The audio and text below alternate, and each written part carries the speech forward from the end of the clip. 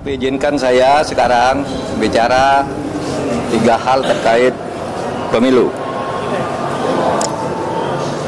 4 hari terakhir saya istirahat sehingga banyak sekali wartawan kontak bagaimana saya dan mau apa. Saudara, ini saya mau apa? Apapun hasil dari Pilpres ini, saya akan terus berjuang untuk demokrasi dan keadilan. Jalan perjuangan untuk demokrasi dan keadilan bukan hanya pemilu. Pemilu hanya salah satu ekspresi demokrasi.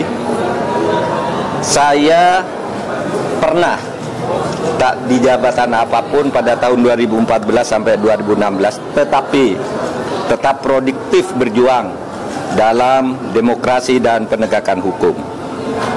Gerakan civil society dan kampus-kampus adalah sumber gerakan demokrasi dan perubahan dari otoritarianisme menuju demokrasi. Sejarah mengajarkan bahwa jika demokrasi disumbat, maka demokrasi akan selalu membuka jalan sendiri. Ini sejarah kita maupun sejarah dunia. Yang kedua, saya bicara tentang 2 hoax, yaitu tentang pemilu curang. Saya memang pernah mengatakan bahwa setiap pemilu, pihak yang kalah selalu menuduh yang menang itu curang. Saya katakan itu pada beberapa kesempatan, yaitu saat KPU periode Hasyim Asy'ari dibentuk. Datang ke tempat saya diberitahu bahwa awas, nanti ada gugatan bahwa pemilu ini curang. Begitu juga saya pidato itu secara terbuka saat pembentukan TV pemilu di Trans TV pada awal tahun 2023. Jadi saya katakan bahwa setiap pemilu yang kalah itu selalu menuduh curang. Itu sudah saya katakan di awal 2023, tepatnya sebelum tahapan pemilu dimulai. Tapi jangan diartikan bahwa penggugat selalu kalah, sebab memang sering terjadi kecurangan terbukti itu secara sah dan meyakinkan.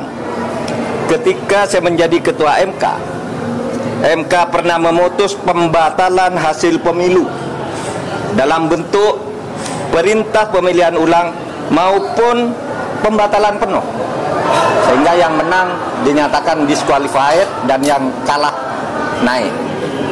Jadi bisa pemilu ulang, bisa. Misalnya saya sebut contohnya hasil pemilu kada Jawa Timur tahun 2008 saat Khofifa dinyatakan kalah dari Soekarwo, kita batalkan hasilnya dan diulang. 2 hasil pilkada Bengkulu Selatan, yang menang didiskualifikasi, yang di bawahnya langsung naik.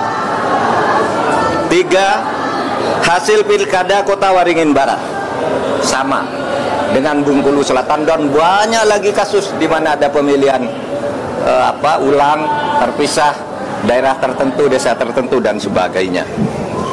Nah, harus diingat bahwa untuk pertama kali istilah pelanggaran terstruktur, sistematis dan masif itu muncul sebagai vonis pengadilan di Indonesia tahun 2008 ketika MK memutus sengketa pilgub antara Khofifa dan Soekarwo. Saya waktu itu hakimnya, dan setelah menjadi dasar vonis-vonis lain untuk selanjutnya masuk secara resmi di dalam hukum pemilu kita. Jadi ini sudah menjadi jurisprudensi dan juga menjadi aturan di undang-undang, di peraturan KPU, di peraturan Bawaslu, itu ada gitu. Pelanggaran terstruktur, sistematis dan masif itu. Jadi ini bukan hanya jurisprudensi sekali lagi, tetapi juga termasuk di dalam peraturan perundang-undangan, dan buktinya banyak pemilu itu dibatalkan, didiskualifikasi, ya. Saya nangani ratusan kasus tentang ini, banyak, ada yang diulang beberapa ini, ada yang dihitung ulang dan sebagainya. Tergantung hakimnya punya bukti atau tidak, atau kalau sudah punya bukti, menerima bukti apa berani apa tidak. Berikutnya hoax lagi tentang hubungan saya dan Ganjar. Ada viral di medsos bahwa saya tak kompak dan diisolasi dari Ganjar dan PDIP karena pada hari Rabu tanggal 14 Februari saya bilang sudah 4 hari saya tidak bertemu atau berkomunikasi dengan Ganjar.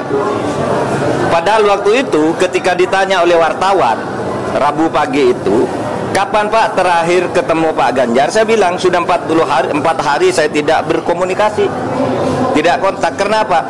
Karena sejak kampanye terakhir tanggal 10 Februari di Solo dan di Semarang, saya langsung umroh. Jadi ya tidak berkomunikasi dong, bukan karena berpisah, karena tidak kompak dan sebagainya. Dan tanggal 13 baru pulang dan langsung ke Jogja. Kapan ketemunya? Untuk mencoblos. Jadi 4 hari tak ketemu itu karena umroh. Sebelum dan sesudah umroh sampai sekarang saya selalu berkomunikasi, bertemu maupun teleponan dengan Mas Ganjar. Itu yang terjadi. Itu saja dari saya.